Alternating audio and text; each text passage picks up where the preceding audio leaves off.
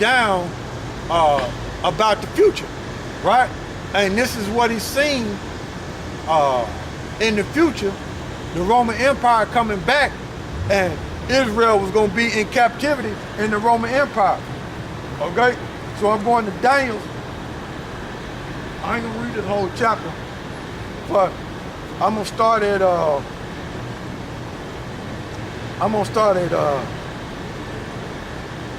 me see.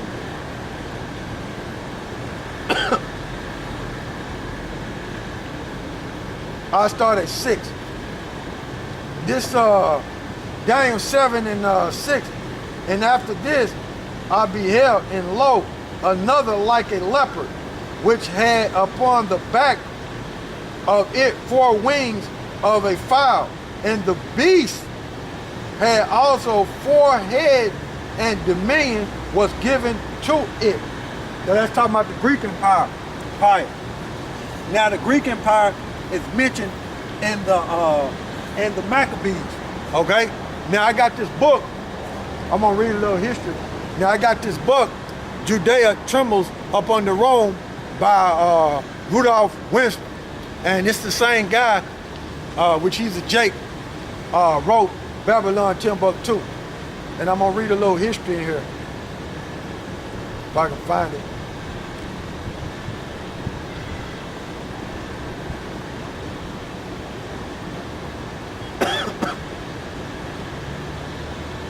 Lord willing.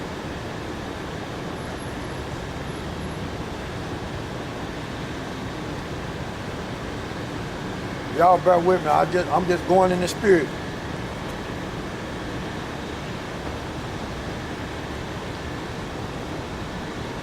If I can find it, yeah.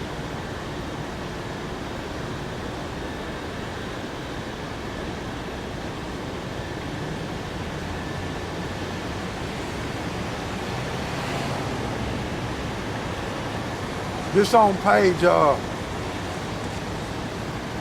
on page 17, historical background of the second chapter. This chapter 1 on page 17, historical background of the Second Temple period, right? And I'm gonna read it. In the 4th century, 332 BC, Alexander the Great, we call him the Creep, conquered the known world. That's why he was like eagle wings, because he conquered the dark nation with so much speed.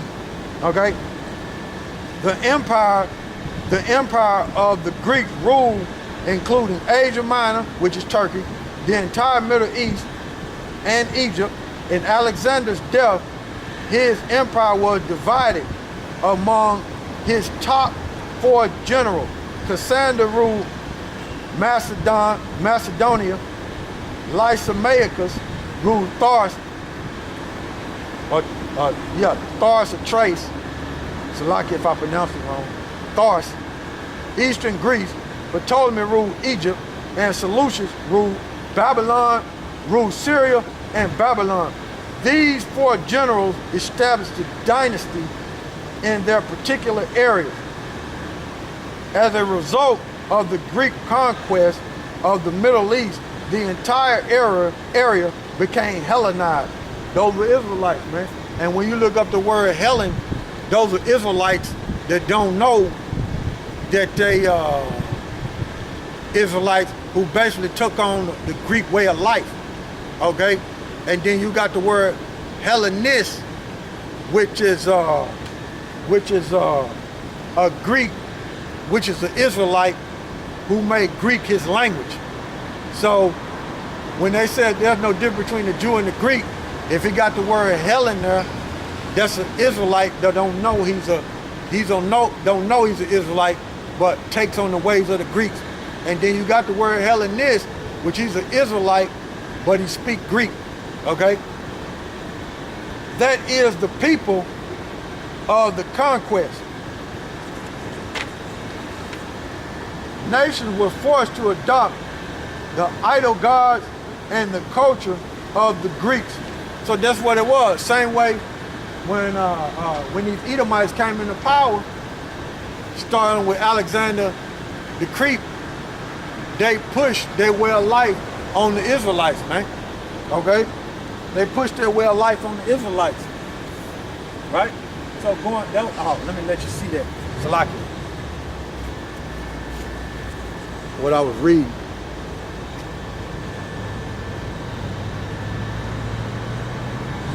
Okay.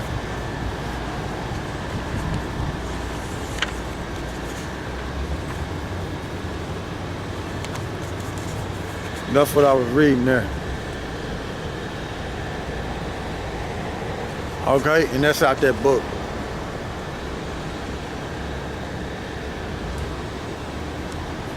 That's out that book. Right? Going back to Daniel.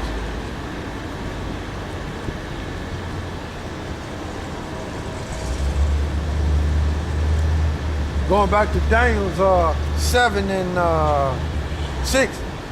And after this, I beheld, and lo, another like a leopard. That's Alexander, right? And that was that leopard that is talking about in Revelation 13th chapter, which had upon the back of it 4 wings of a fowl, because Alexander moved with such speed, he took down the dark nations with such speed.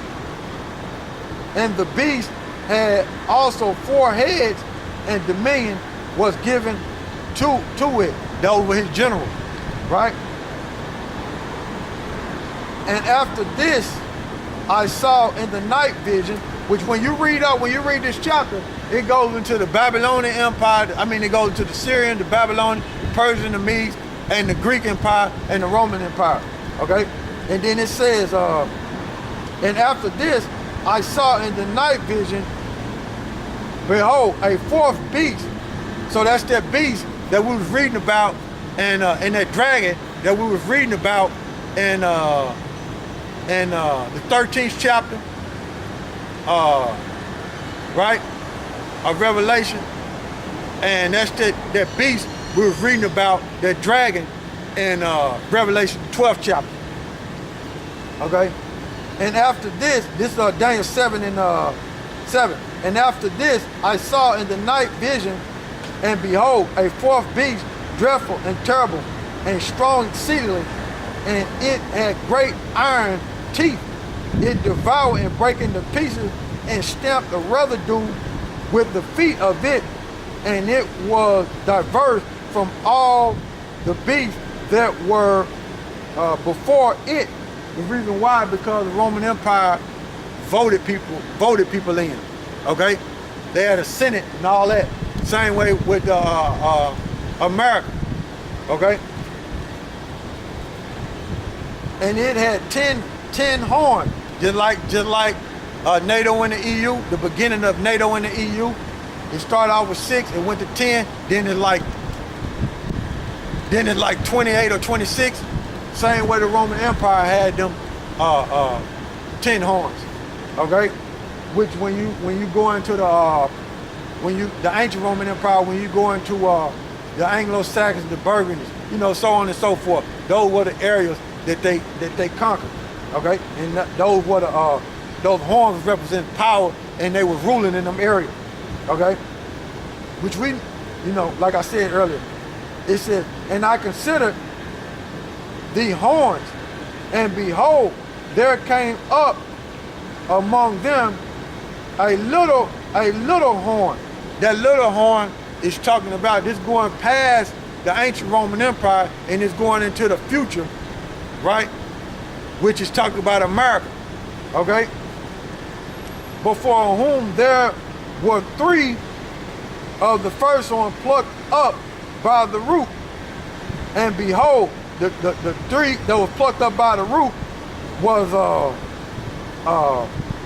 the French War, the British War, right? The British War of Independence, and then you had the Spanish War, and America came out of Great Britain, okay? And America came into power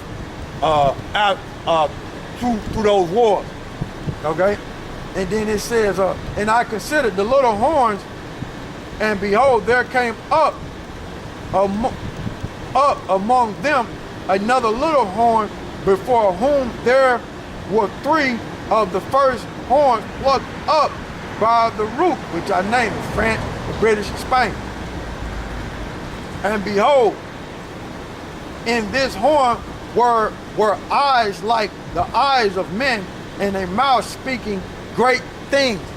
So the eyes of men and a mouth speaking great things, that was their pride, okay? That was their pride of who can overthrow them. That was their pride of them was as if they was gonna live forever. That was their pride of them going up into space and building space stations, okay? That was their pride, okay? And their power, that's what their mind was lifted up to, pride. And they spoke great things, and they spoke blasphemy, okay? They changed all the images and set themselves as gods upon the earth, as if the Heavenly Father had brought Esau back into the covenant. That's madness, okay? This is verse 9, and I beheld. So the 8th verse is going past the ancient Roman Empire. The 8th verse is going into the revived Roman Empire, which is America. And verse 9, and I beheld till the throne were cast down, and the Ancient of Days did sit, whose garment was white as snow. So if they never told you who the world really recall God, which he's a power of Israel, which he used his son to save Israel, if they never told you, it's written how he looked in the Bible, and he's a so-called black man. Okay? This Revelation 7 and 9. And I beheld till the thrones were cast down, and the Ancient of Days did sit, whose garment was white as snow. And the hair of his head was like pure wool, and his throne was like the fiery flame, and his wheels was as a burning fire. Meaning he was in the chariot and ready to go to war, man. Because what? Why was he ready to go to war? Because it was time to take down the Roman Empire, which is America. Okay? Verse 10, and the fiery stream issued and came forth from before him. Thousands and thousands ministered unto him, and 10,000 times 10,000 stood before him.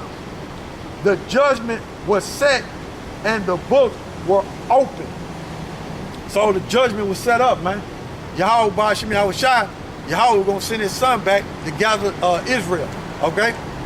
And that's why he was, and that's why the books was open, okay? So going back to Revelation, the 13th chapter, right? I'm jumping around to prove my point, man. And this history, man. This history that, Lord willing, you brothers grow to learn. You know, I'm sitting out here through the Spirit to open the eyes of the blind, man. And Lord willing, you brothers grow and learn, man. You know? And you going into these prophecies, going to this book, it's either you know it or you going to butcher it. You know what I'm saying? And I advise you, if you don't know it, don't mess with it, man. Learn. Learn from the elders of GMS, man, the apostles, man. Learn how to break down this history and these scriptures, man. These prophecies, man. You know? This Revelation 13 and 2. And the beast which I saw was like unto a leopard. That's Alexander, which we read in Daniel.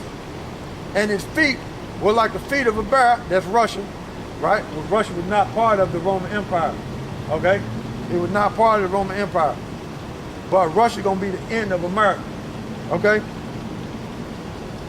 And his mouth as the mouth of a lion. That's Great Britain, and America came out of Great Britain.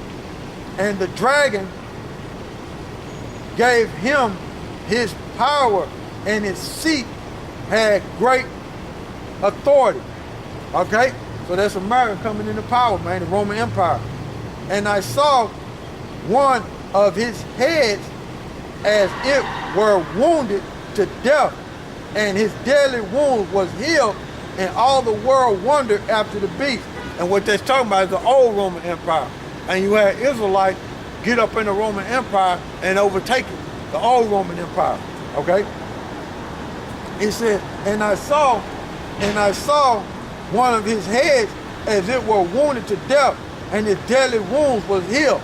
So during the Renaissance era, that's when America that's when during the Renaissance era, that's when these Edomites was coming back into power, and throughout that's when these Edomites are coming back into power, and through them Edomites coming back